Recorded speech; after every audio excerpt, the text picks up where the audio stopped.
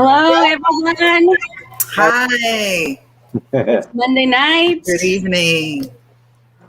We're back for another installment of So You Want to Talk About Race? We're 15 weeks in now, people.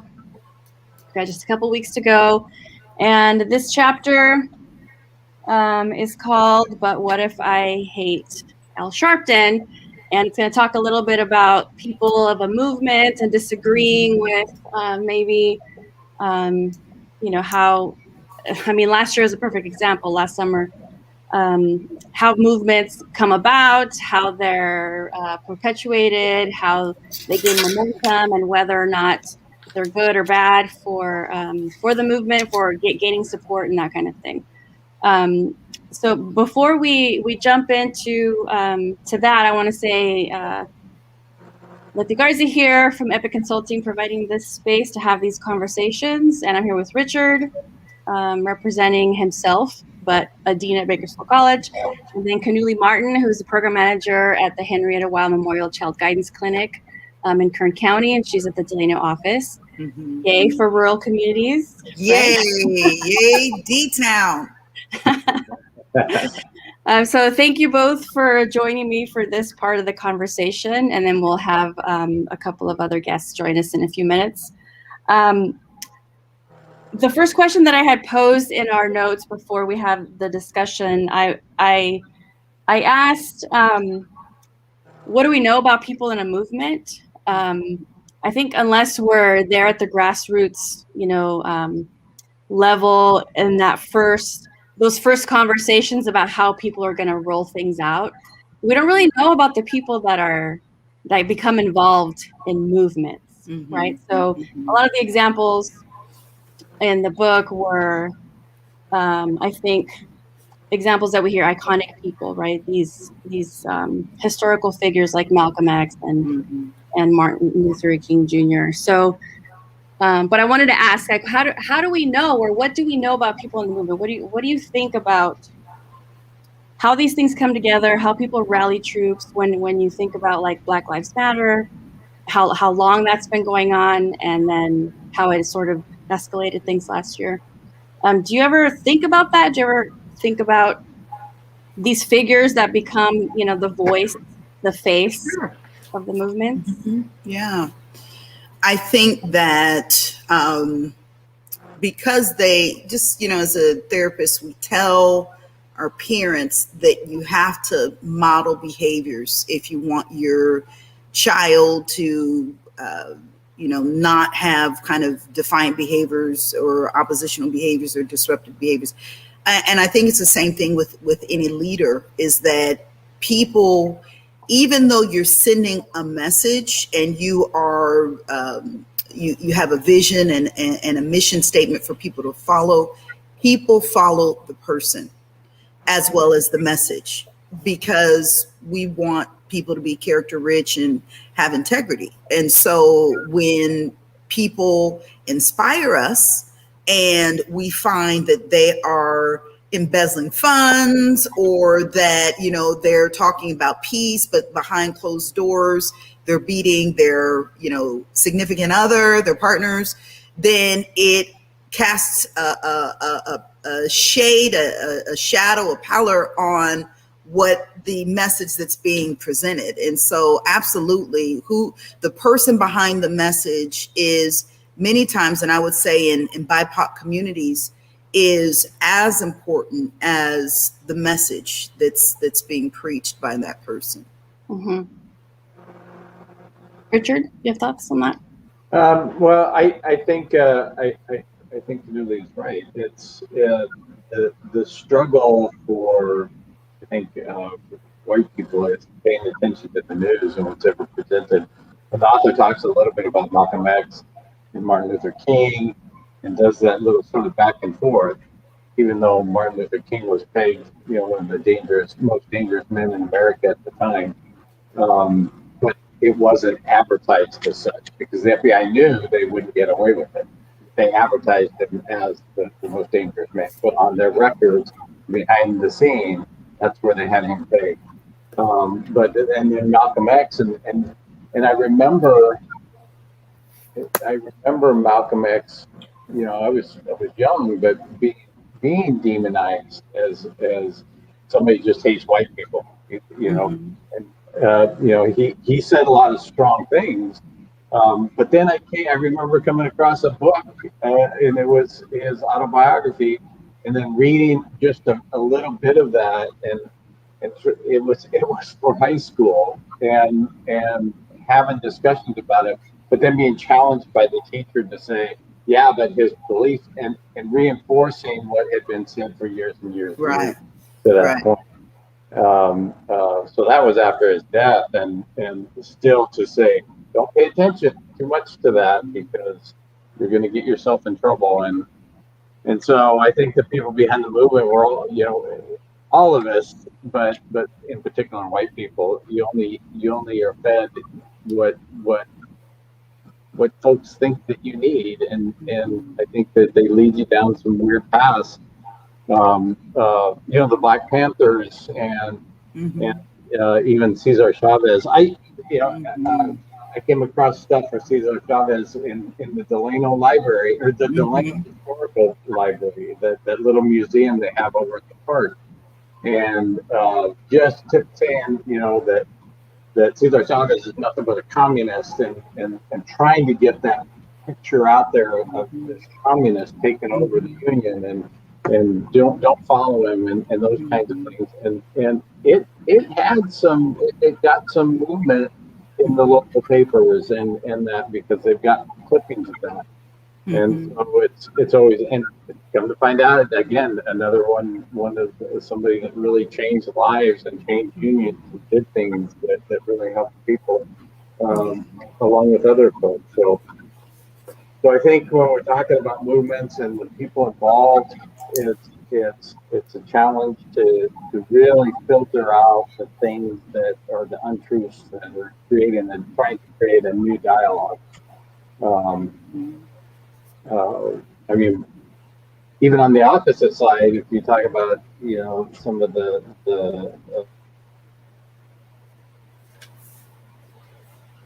Oh, are you frozen? I think he's frozen. So Okay. I'm going to start this ticker here because this is what we're going to be focusing on. Not necessarily these words, this idea, but the idea of the people that spark Mm-hmm. movements and lead Right. movements.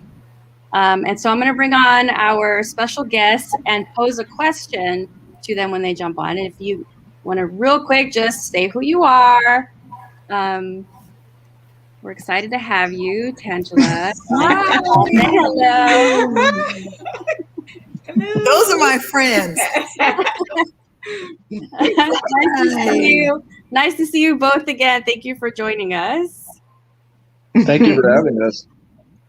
And I know that when we first talked about what is this topic, I don't want to call you out, but the three of you were like, you know what? We think we want to have this conversation. So let's have the conversation. Is there something like initially, like when you see the title of this chapter, what's like an initial thought that you have? Honestly, I should say ladies first, but so forgive my manners. But I was talking to Tangela about this the other day, and I gave Al Sharpton a hard time, but I gave him a hard time more for his hairstyle than anything else. I mean, I just hate men wearing perms, so it's just, a bit too much for me.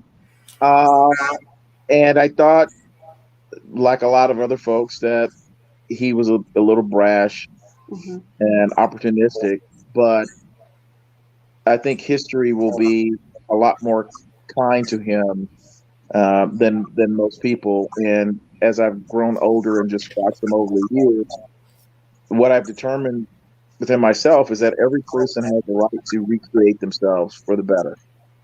Every person has a right to grow and mature and change and do even better work. Not that the work that he was doing was bad. I thought that it was a kind of a PR nightmare, whole Tawana Broadway episode. But people used it, his enemies used it to really discount him and ignore and ignored all the other good work that he was doing. But yeah, there's always a second act, and I think he's doing well with this second act. I like that. Yeah.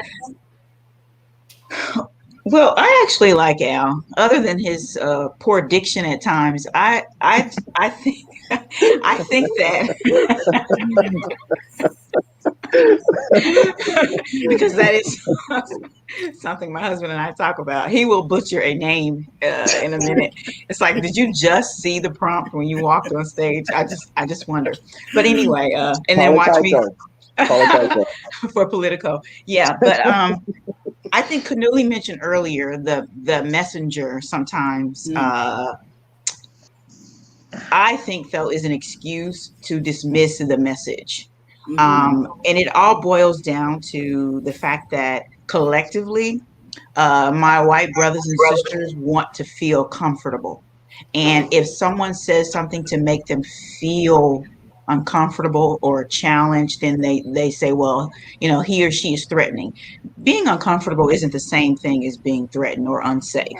It just means that you have to deal with cognitive dissonance. Sometimes you take in information that you didn't realize, or you want to refuse to take in information that does not coincide with what you have been taught all your life. And it all boils down to binary thinking. Because America as a whole is very binary in their thinking. It's, black, white, good, evil, with us, against us. And I watched an interesting TED Talk, and this goes back to Al Sharpton, because they always have to have someone, same message as the other person, but Al is the quote unquote loud Negro. He is the Negro who just says whatever. And so he has calmed down a lot. And I think that his message is still the same. It's just that, and he is probably more effective behind the scenes. It's just that, again, it's almost like white America wants to be fed poison, but underneath syrup. But it's still the same message. So back to the TED Talk I was watching, I forget the name of it. It's really good, and I think that if people are interested, they should watch it. Binary racism or something. I can't remember what it is. But it just talks about how if you are not able to look at the gray areas, if you are not able to think that things aren't always as they seem, then you'll never be able to think in terms of both ends. Because like anyone else, Black people can be both kind and selfish, can be both, good and bad. But it's as if anyone that embodies Blackness, unless we're deemed good, then no one wants to listen. Unless we're deemed the perfect victim, then it didn't matter that you were brutalized by the police.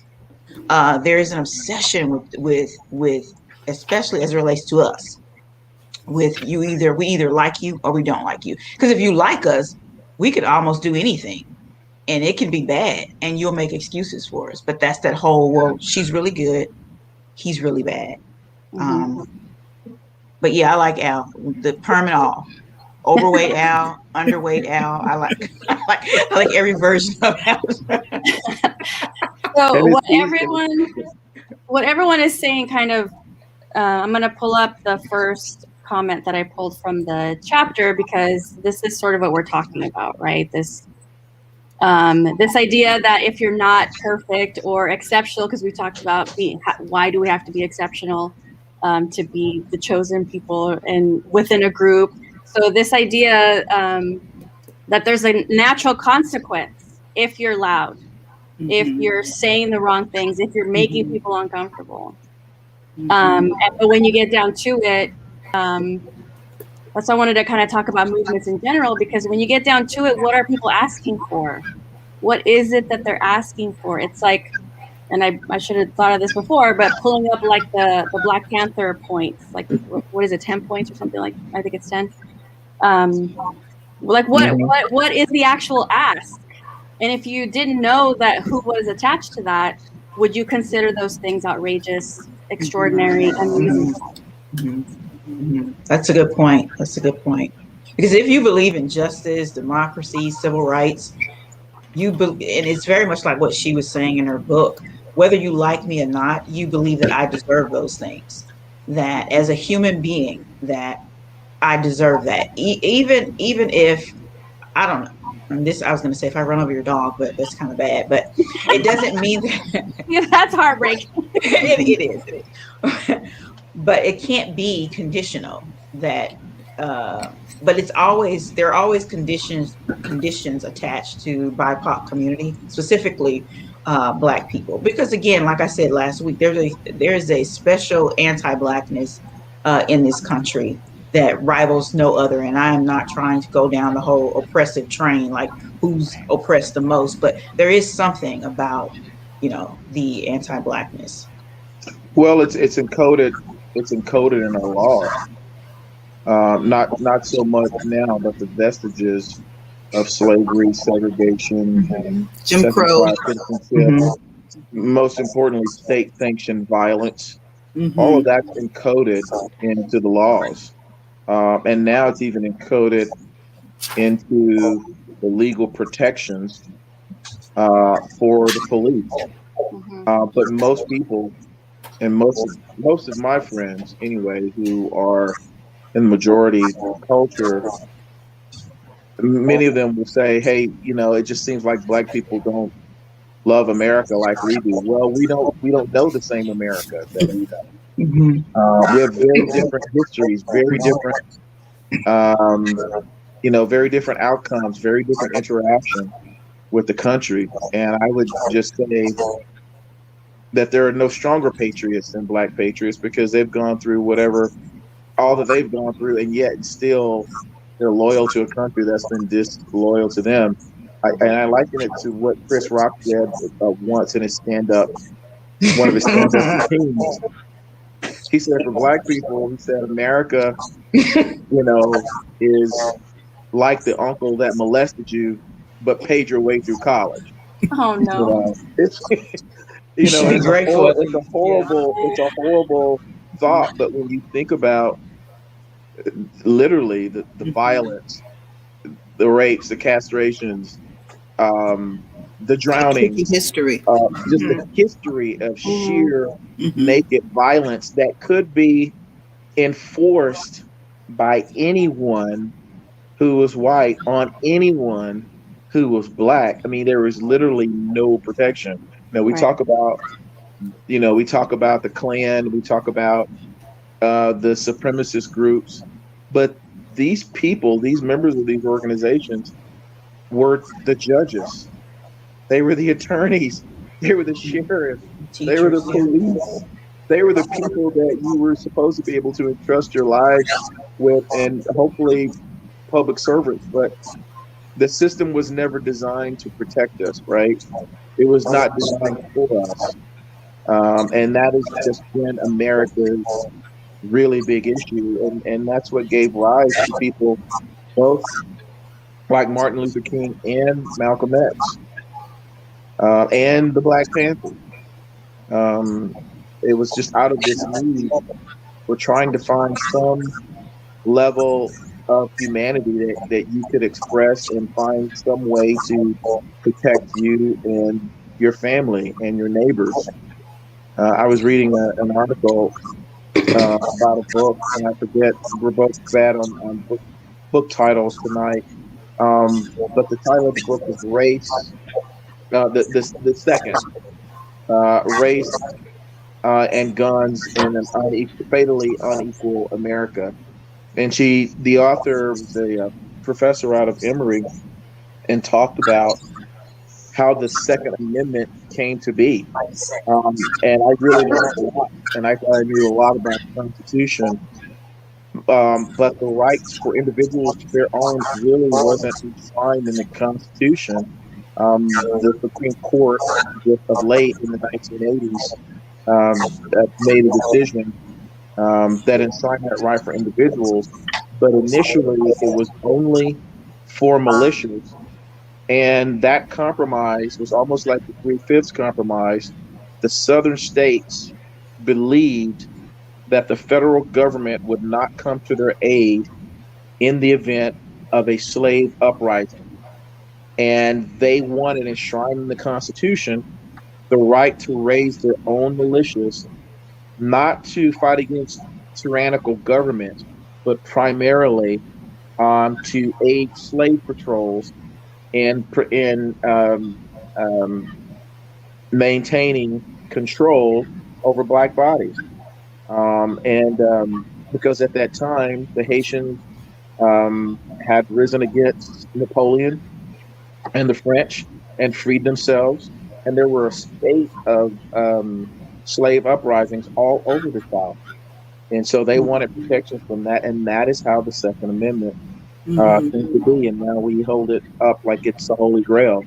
But we're happy to undermine voting rights as if it is kind of a stepchild as far as freedoms go. You know, that's a good connection to what we're talking about, because when we're talking about what's the drive behind legislation, a new amendment, new laws, most of the time we don't see it until it's already being televised and on a ballot, right? So things like the second, and I know it's hundreds of years, but to not know and understand where these things come from.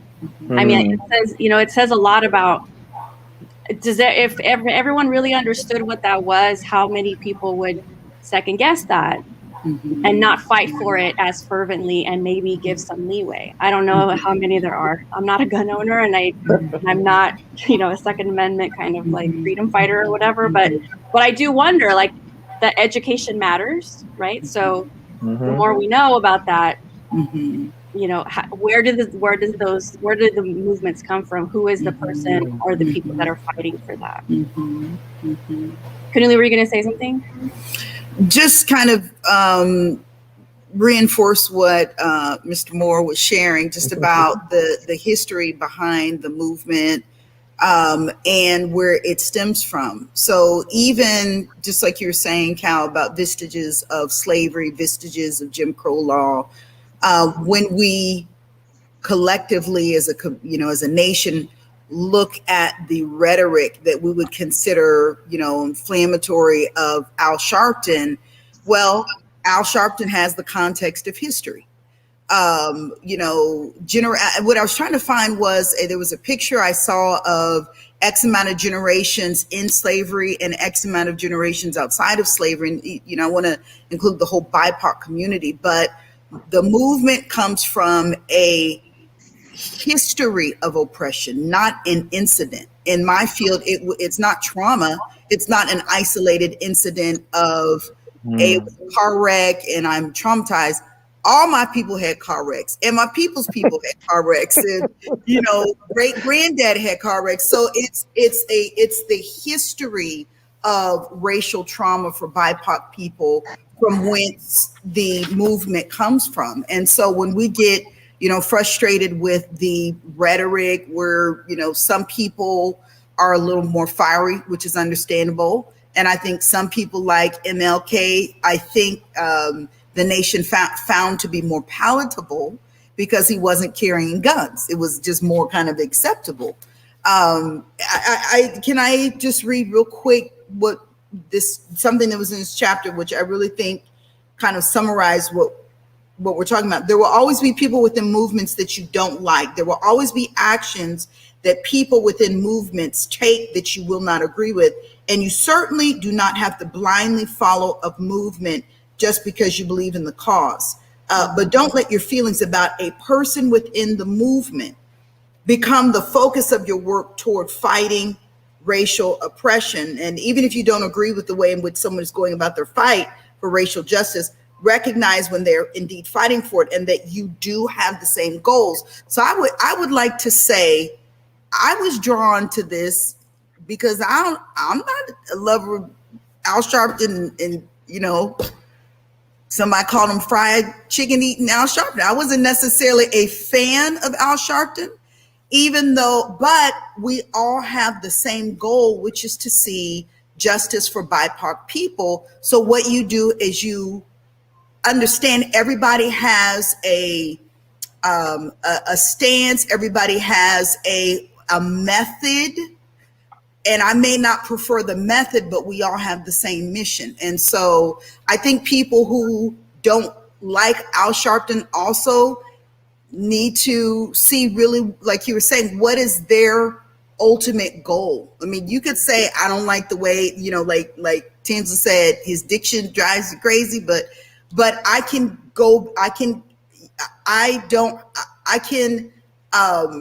be able to get over that because we have the same vision, mission, and values.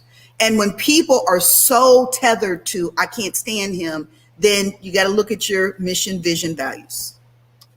It's also this, and we can respond to what Kanule said, but I think this is part of that idea. It becomes unpleasant, whether it's a person or what's happening with a group of people or whatever. This idea that white people in general, she says, love to join me in my fight, but I've made it too unpleasant for them.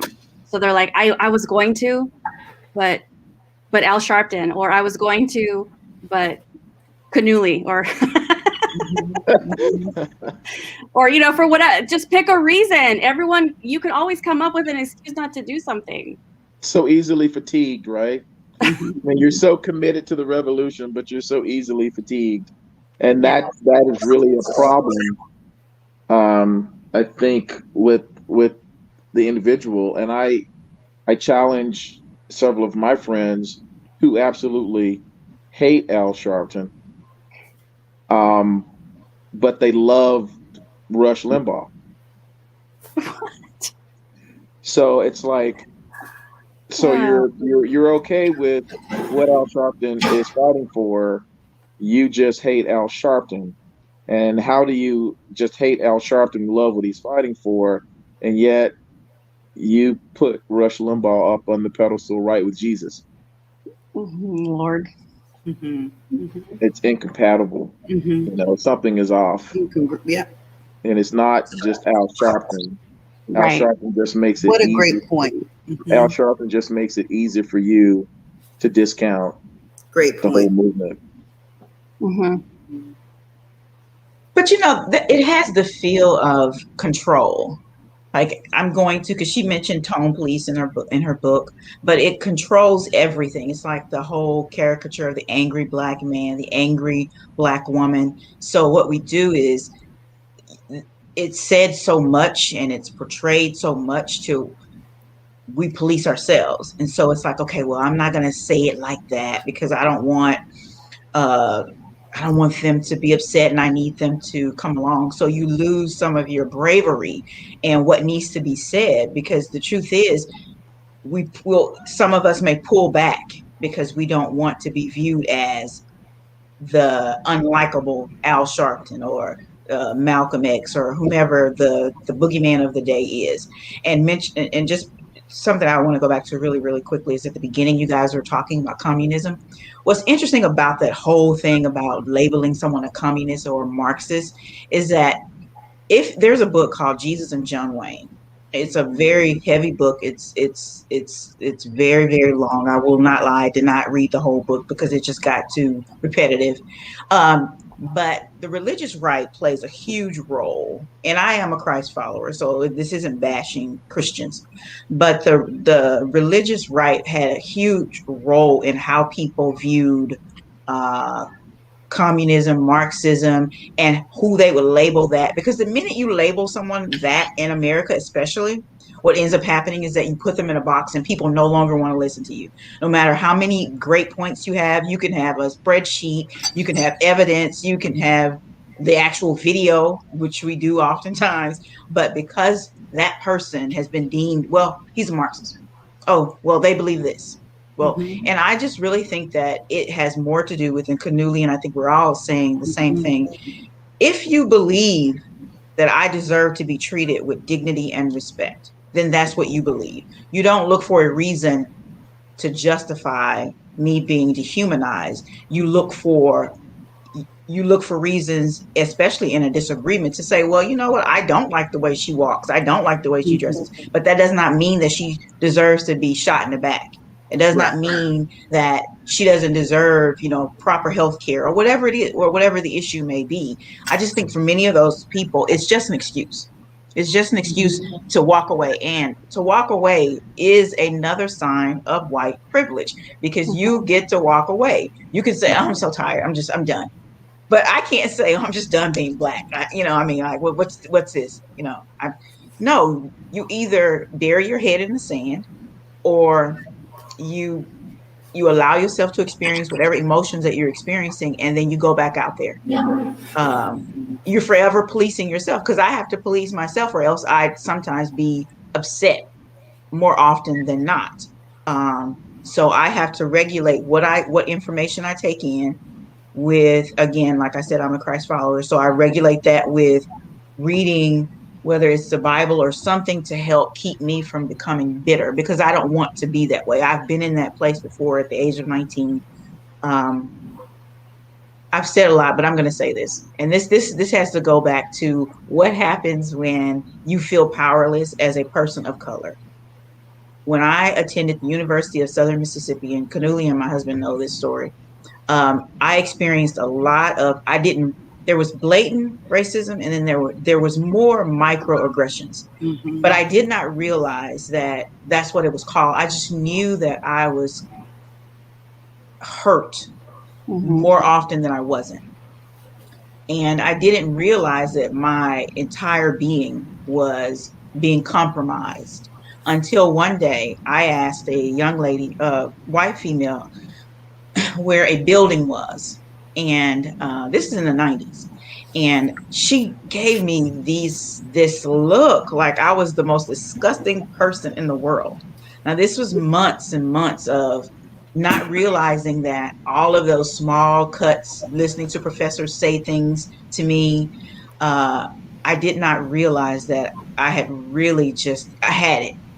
And she turned away, she turned her head. And I remember raising my hand up. I was whipped her hair around, right? I don't care. Listen, I know that some people don't believe in God, but I know that it was God that said, Tangela, don't, because she was going to be in the obit the next day, because I was so angry. So I understand when it's the because rage. I don't. It's the weight, psychological. The psychological yes, weight. and it's because I had no recourse. Who was I going to talk to? My professors? They were in on it. When I walked into an office, sometimes it was like, what do you want? Literally, that's what these grown-ups would say to a 19-year-old. What do you want?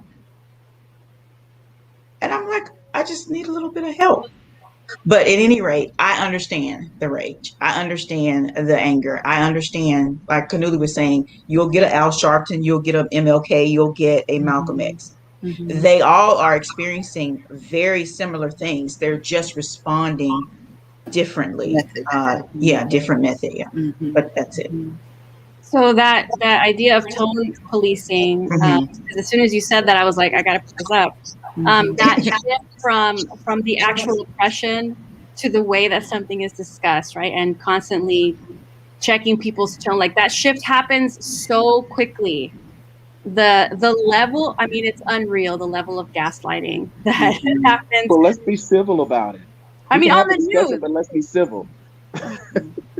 It's like and in many city councils, that's been codified.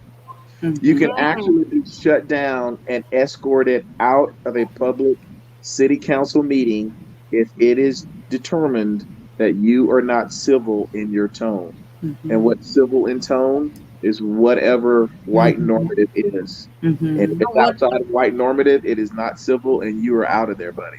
You're gone. On the day, right? On the day and the time, because it could have not been yesterday, but it is today. Yeah. So then, and then who is the judge of what's civil? Exactly. So then there's this idea. Whoever's running the meeting that day is the judge, right?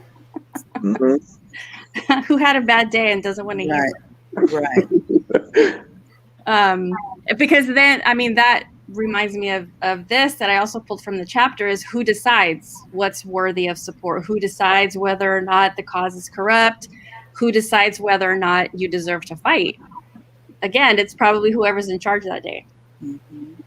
But I don't want to forget this that Richard brought up at the beginning, that even though someone like Malcolm X is being loud and what was it? Black and angry was the quote.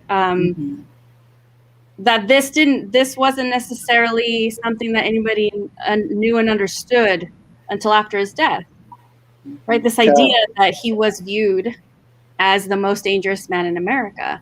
But then by who? Who is it? Who's viewing someone like him in this way? It was the FBI. And it was J. Edgar Hoover in particular. But he actually called Martin Luther King the most dangerous man in America. He felt like Martin had a lot more influence because he had kind of a multicultural following. And a lot of people don't remember this or know this about history, but J. Edgar Hoover actually coveted the Nobel Peace Prize. And he could not stand that Martin Luther King actually won the Nobel Peace Prize. And so that personal sounds like someone else. Jealousy was another reason why he tried to destroy Martin Luther King. But you know, and a lot of people don't remember that Martin Luther King had a horrible approval rating. I mean, I think at the time he died, he had a favorable approval rating of about 30%, or just under 30%. So 70% of Americans, black and white, thought that, you know, he should not be celebrated. They thought he was going down the wrong track, which is mind-boggling to me. But and Tangelia and I were talking about this as well. But at the end of the day, they both were shot. Yeah. They both died violent deaths, right? Because they were evolving, because they were, especially in Malcolm's case. I'm reading a book now called The Dead Are Rising about, you know, the untold parts of his autobiography, which is just fascinating.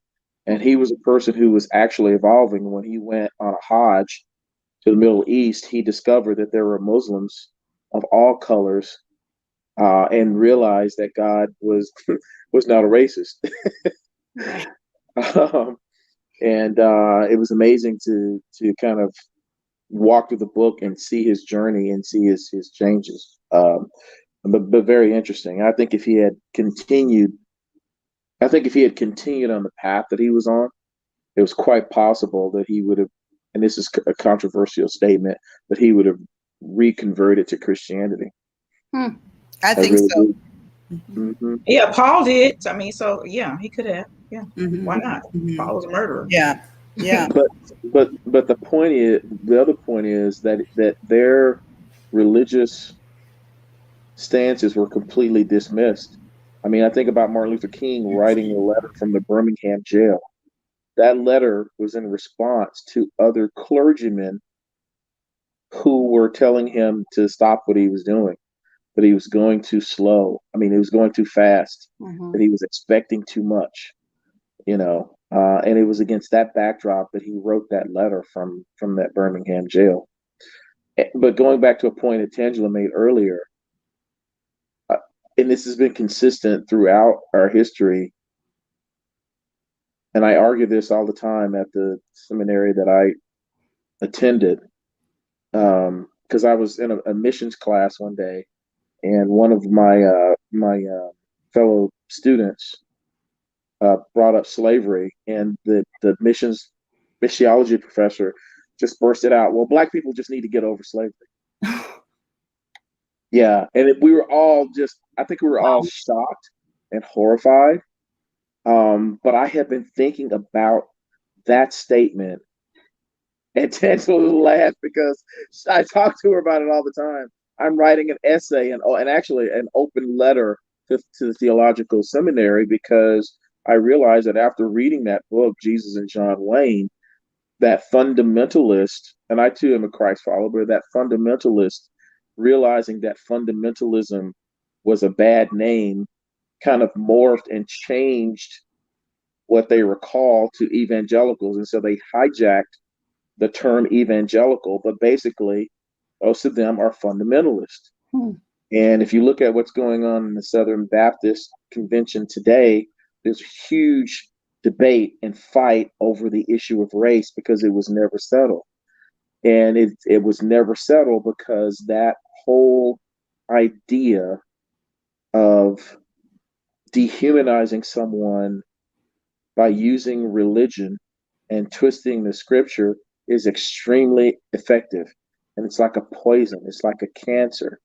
And, we try to suppress it instead of dealing with it. But when you suppress it, it metastasizes, it comes back, and you have to have more aggressive means of treatment. But if you don't keep the treatment up, if you don't keep the treatment plan going, and you try to suppress it because you get tired of it, guess what? It metastasizes again and comes back stronger. And I think we keep seeing these repetitive episodes because we as a nation have not really dealt with that psychic wound. I hope that we're at a watershed moment now, and I think we are. And I hope we take advantage of the opportunity. But I think we're at a moment now where we can really take advantage and get some momentum and steam going in this fight, and just continue to educate, our neighbors about what's happening and about what we need to do to impact it. It's also one of those things where you're going to make those impacts wherever you are. Like if you're talking about in a church, whatever groups you're associated with, and that idea that the goal is always supposed to be to end racism or to fight against systemic racism or to fight against whatever the system is, instead of thinking about what it's going to do for you necessarily. And when I say that, I'm talking about people who say that they are allies or Christians, or anyone who's working towards those kinds of similar goals, but then there's always a condition. Yeah. For some people. Yeah. That's a great point. People act out of self-interest. Yeah. And it is said that the passage of even the civil rights bills, in 1864 and then 1964, was just in response to a lot of economic, in part was in response to a lot of economic pressure being put on business interest. It's just, it wasn't good for business. And I know there were a number of reasons, why the bills were passed, but it's certainly why it got support from the U.S. Chamber of Commerce. Mm-hmm. I think understanding too, and maybe people don't want to hear it, or maybe historically it's not so. I don't remember ever hearing this before, maybe a year ago.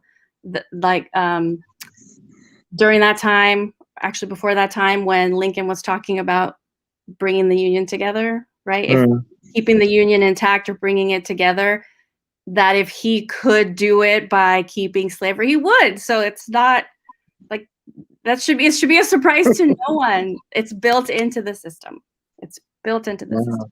And historically, we're so uncomfortable with that. Yeah. And I think by the time he gave his second inaugural address, I think he really had a revelation, though, and he was evolving as well. But I feel, and that I really like Lincoln and like reading about him, and what he said regarding maintaining the Union, and believed in terms of maintaining the Union. He felt like we were all doomed if the Union were to cease. Right.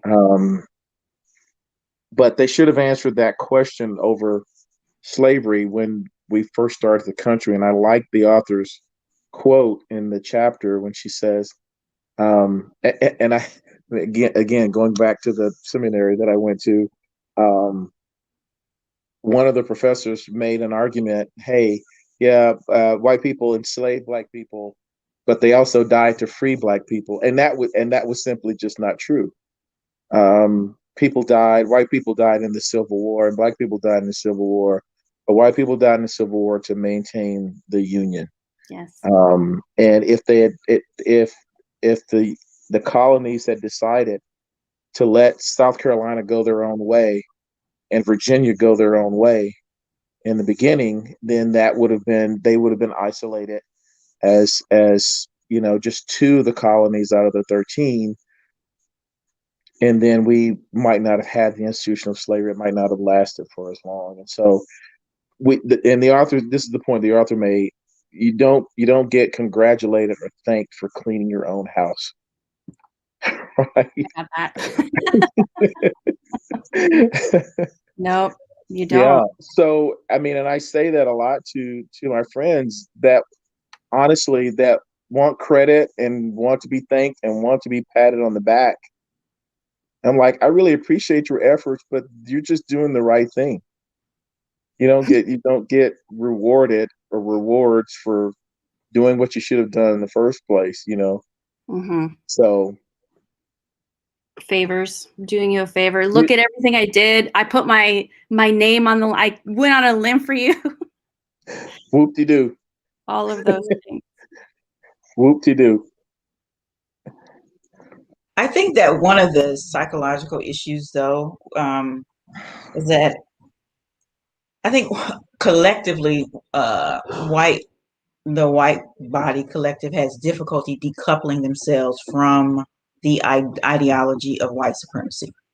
Because the minute you say something, they become defensive as if it's them because they've embraced it so much. But you could, anyone, if you're white and you're listening to me, you can decouple yourself from that. You don't have to stay married to the ideology to deal with it. It doesn't have to be your identity. It's just, we've all been touched by it. It's running through. People of color, BIPOC community we have to deal with the idea that whiteness is better. Even within ourselves, we have to deal with feelings of inferiority. So the whole ideology is insidious and it hurts everyone. But it's okay to, again, decouple yourself from that ideology and say, okay, I've been impacted by it. Now, what can I do? The issue is that sometimes racist thinking is just lazy thinking. And let's just be honest, human beings are just lazy thinkers at times, especially here in America. We just, no one needs to write in to you and say, okay, well, they're bashing America. No, it's just the truth that we're just, as human beings, sometimes we're just lazy. Our brains naturally want to generalize, compartmentalize so that we can go about our day and do what we need to do. But when you do that to people, you see me and you see every Black female, you see Cal, you see every Black male. When even Black people we're just like any other people group. We're very complex. We have our own ideas. We don't agree on everything. We're not a monolith, even though some of us may vote a certain way. It's because we also have self-interest. But if you are a lazy thinker, you're going to think, oh, he's a Black male, so he must be violent. Like, I don't know. I think I was having I don't do this anymore, stupid back and forth with someone on Facebook several years ago. And he was like, Black guys are violent. I said, oh, let me go check because my husband may be somewhere committing a crime. I mean, so you're saying that just out of the blue, he's just going to commit a crime because what I say, is it like, is it the darker your skin, the lighter your skin? Which one is it? Because it's just ridiculous because you're not even allowing yourself to go, okay, I'm going to deal with this person as an individual because we've been socialized. And the TED Talk that I listened to, the guy said, it's not logical, it's intuitive. Because from the moment you are born, if your parents are not actively teaching you to be an anti-racist, the default is to be racist. If your parents who are you eating with? Who are your parents around? Who do they talk about? When something happens on television, do you go, oh, this again? Or do you say that's wrong? You'll say it about dogs and animals being abused. So your kids are like, oh, but you don't do that when it comes to people who may look like us. So you have to be more proactive because it's in the atmosphere. So you're going to have to be less lazy when it comes to your thinking about other human beings. Oh yeah, but it It's work. definitely goes into the dehumanization, the idea of dehumanizing blackness. I mean, I was talking to a Fortune 500 CEO the other day about a charitable event, and we got on the subject of George Floyd, and I couldn't believe it came out of his mouth, and I shouldn't have been surprised. I was just taken off guard by it. He said, "Well, I don't believe in killing people, but George Floyd was a criminal." It's like, oh, okay. So if your son runs afoul of the law, you think he should be choked out, killed, murdered by the police on national television? Yeah. Well, I didn't say that. No, I didn't say that. Yeah, but George Floyd was someone's son. He was someone's father. He was someone's brother. He was a human being. He deserved his fair day in court if, in fact, he did commit a crime, which we don't really know. Well, he wasn't given that chance. And that's kind of, I think, what I find. We were talking about this at one point, but people in power change the narrative of a person to mar their reputation, because the more the narrative changes about who they are, the fewer followers they have, which is why they labeled the man whose main emphasis was peace. They labeled him the most dangerous man in America, to cast a shadow on who he was so that it would limit his ability to influence and impact. And that's what they do when we see the police brutality. I know that's not what this chapter is about, but with police brutality, first thing they do, well, he was using drugs, or he was beating on people, like as if to say, well, that's why he got shot. Because so that's kind of it's a diabolical scheme to continue and perpetuate systemic racism. Let me present an image of who you are so that people don't listen to you. They did that in the past. They're still doing that. People in power, still happening. I think it's a good connection to make, a good comparison to make, that it's just the demonization.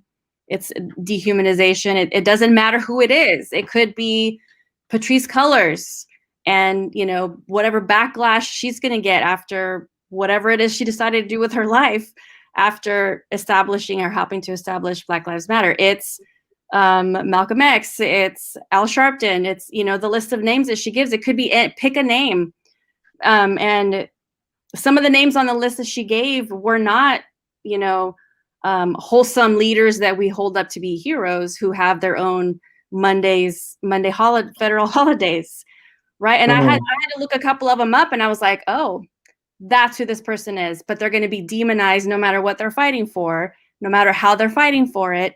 They're still going to be demonized, because you can put them right alongside someone like Al Sharpton, who, as far as we know, didn't kill anyone, didn't go to trial, didn't escape the U.S., and is living in Cuba, right? So those comparisons, those are legitimate comparisons, Kanule. I think that's right. I'm going to pull this up. Just use the questionable hairdresser. A sketchy hairdresser. It's not really fair. So but we're never the bad guy in our own stories, though. So when when we get to write our own histories, we never make ourselves the bad guys. It's a human issue, and that's why you have such, turmoil around critical race theory, ideas like critical race theory. They're breaking out the old tropes of Marxism and communist, simply because they want to discredit the intellectual framework. It's the same It's the same playbook. It's the same playbook. Mm-hmm. They and when I say they, I'm speaking very generally. Um, but interested parties do not want the myth, which supports white racial hierarchy in America, to be turned over, and that's what they're protecting. They're literally protecting supremacy. Mm-hmm. Mm-hmm.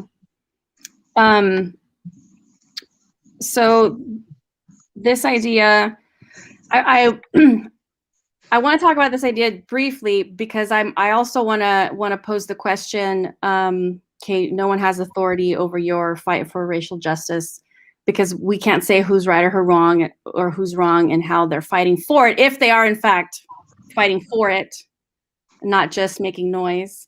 And we touched on it a little bit when we talked about, is it on either side within the same communities?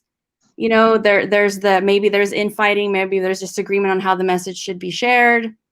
How do you feel? I mean, this is kind of what we're talking about, right? It's like, is there a face, a poster child for whatever, and then if we don't agree, no matter who you are, if you're not agreeing, do you discredit? Do you try to discredit? Do you fight against it? Do you speak louder? How do we deal? Well, I'll jump in and make a comment. I mean, I think speaking historically, we look back at the 1950s and 60s civil rights movement like it was a unified effort, but it wasn't really that unified. It was fractured in a lot of ways, and you had different groups fighting for the same idea, the same notion of freedom and equality. And at some points during that time period, they would come closer together, but there were oftentimes that they would, fight each other, that they were angry with each other, that they disagreed with each other, but they all kept marching. And Dr. King was the most prominent leader, but there were so many others. Fannie Lou Hamer, just so many others who fought in the trenches. um, Medgar Evers, um, Vernon Damer out of Hattiesburg, Mississippi. So many of them fought and gave their lives, for the effort. And I think you're seeing that now. I mean, I think there are a lot of groups that are fighting, for equality, and it's going to look different. It's going to look messy. It won't always look unified. And it happens in small rooms and big rooms, right? So it happens in rooms like this one, and it happens on larger platforms. But I think the important thing is that the effort continues. And locally, obviously, sometimes that looks different. Yeah, Sounds different. yeah. We in Tulsa. I don't know if you've been watching the news of late, but as it relates to what happened in Tulsa 100 years ago, we're commemorating the 100th year anniversary of the Tulsa race massacre. And we built the commemoration society built a $24 million building, to house the history of the people of Deep Greenwood, of all that happened, and really to educate generations moving forward on what happened. And yet, there's a Black attorney in Tulsa who was trying to disrupt all of it because he wanted $50 million for the remaining three survivors of the massacre. And he chose to just kind of put that on blast. It caused Stacey Abrams not to come. John Legend was due to come and give a concert. I really hated that because I wanted to go see John Legend. Uh, but it just goes to show you that even in a tight knit community like Tulsa, a tight knit Black community like Tulsa, that there are going to be some competing interests. And no doubt he thought he was doing what was right. He wasn't, but he thought he was doing what was right. Anyone else want to comment on that? Because I'm going to leave us with this that I also pulled out of the chapter. This is sort of like the basic premise of this whole conversation. It's, if we're all in this together, it doesn't matter if you like me or not. And even if things are derailed, like you're talking about, and that there might be some derailment that in the grassroots way, things have to shift back. Because I think there was another, the walk away if you must, but don't give up idea. That if you really care about this, then it doesn't matter if you're following a particular leader. It matters that you're going to keep doing what you say you're going to do for this fight that you say you want to be a part of. And there are so many different ways that people can get involved and stay involved. So if you say you believe in it, and I know we talked about religion a lot in this conversation, but that is one of the things that I think, because I hear from people, or maybe I just see it a lot more or pay attention to it a lot more. I do sometimes. I want to ask people, is that really what Jesus would do? Can we break this down a little bit? Because I want to have this conversation without offending people. Like, can we be uncomfortable and really talk about what you're saying? What you're saying is right, or what you want to focus on. That's hard. Yeah. Well, that's a really good point. I told someone the other day, we were having a similar conversation, and I just said, I don't think we're serving the same Jesus. Yeah. I really don't. I was like, that's not the Jesus I know, and not the Jesus the scripture talks about, Mm-hmm. If you really believe it. Yeah. Why are you behaving? It was so surreal. It was so surreal. I just think that if and this is for Christ followers, if you believe that everyone was created by God, then there's just a basic, even if you disagree with how they live, what they do, there's just in general dignity and respect that every human being deserves. Doesn't matter whether or not he's sagging his pants, her hair is purple, or whatever it is. You can flesh out other stuff that, okay, that's not my life, that's not what I want to do, but I don't think he or she should be murdered in the streets.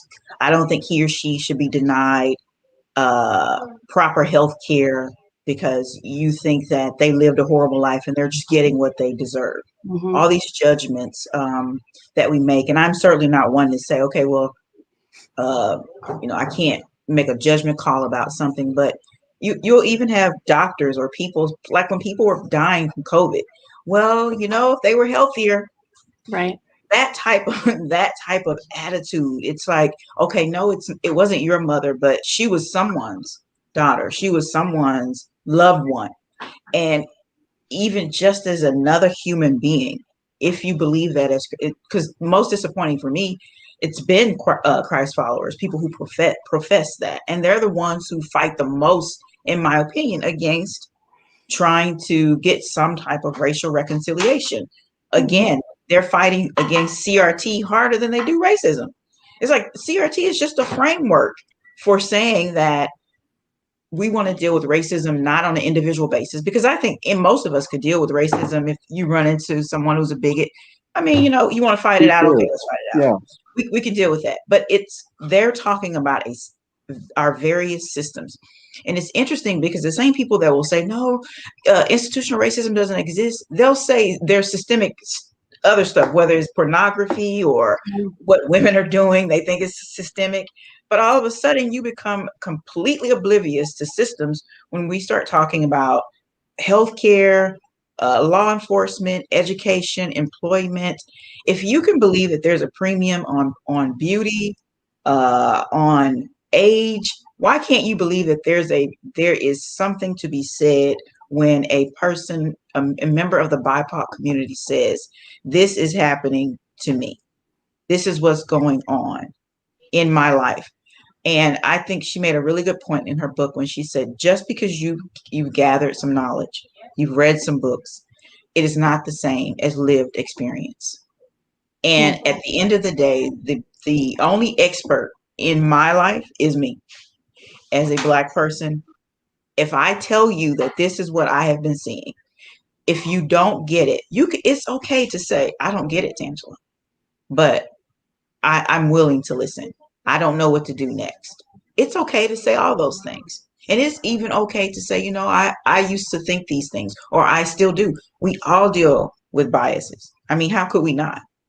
It's just a matter of, again, not being lazy in your thinking. If you think that, if you see someone with a certain attire and you start thinking, look at him, look at her, where does that come from?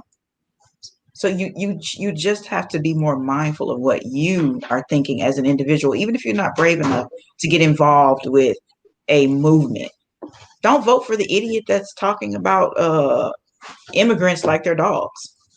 That's for starters. Even if you agree with other stuff that he said, if anyone that you vote for is dehumanizing another person, just step back and say, okay, well, I don't know if I want to vote for that person, because more than likely, if they dehumanize one group, it's like a cancer. They're probably going to be indifferent even to their own constituents about certain things. So that's yeah. What's the? I'm so glad you said that, because it's a perfect segue into what I'm going to say next, because June is Pride Month, and so I'm going to put this up. June is Pride Month. So everything you're saying about the systems that have been created, and healthcare in particular, withholding healthcare. So we're talking about the Black community, BIPOC, but also our LGBTQIA plus community. These people are making choices every day about how they are choosing to have conversations with or not, hire or not, befriend or not, support or not people in that community. So to me, it's like that. It's that same idea. And I know I don't want to say that we're picking on religion, but it's the truth. If a lot of us are saying that that's how we learned some of these values, when do we question them, right? Do we wait until we have a family member who's being directly impacted by some kind of discriminatory laws or practices? Do we wait until someone that we know and love dies? What is it? So when these movements are building, when this kind of support is building, and you say that you believe in it, then you have to get involved. And if you don't know, go figure it out. Look it up. I always plug all of the streaming networks because they're doing such a good job, obviously, because we're paying for it, but they're doing a really good job of pulling documentaries and movies and TV shows. If you really want to get educated in the comfort of your own home about people's lives, that's a good way to do it. Or read books, read articles, and talk to people that do not look and sound and think exactly like you. It's that basic. Even now, you're going out to lunch with people, so go out and meet some other new people and go support your local community. So June is Pride Month. Anyone want to add anything to this? Put this down. Okay. Next month, the 21st, chapter 16. I just got called racist. What do I do now? I haven't read this chapter, so I'm kind of interested to see what the angle is going to be. So I'm excited to talk about this next week. Any last words before we sign off? Thank you so much for joining us today, you guys. Richard, did you have anything you wanted to add? Okay, Portugal. Yeah, Richard, what do you have to say? I sit back in amazement and learn how much I start to learn in these conversations, and so I do appreciate it. The tone police, if you're wondering who they are, you're looking at one of them right now. I think about them. But it does, if I figure if I am feeling embarrassed, so that it's hard to speak up, but I am, and I appreciate all that is being said. I take quotes from these things, and Tangela, you got it with the racist thinking is just lazy thinking. Mm-hmm. I'll need a shirt. I'll put that as yeah. We need a shirt. Yes, Richard. I was just saying we need a shirt. We need a shirt that says racist thinking is lazy thinking, not that Richard is thinking lazy. You can be the first one to wear it, though. There's some lazy thinking there, though. I promise you. I appreciate it. All right. Thank you all so much for joining me for this hour. We will see you soon. And thanks to everybody who was watching the live stream. We'll see you next week. Thank you. We'll Thank see you. Bye-bye.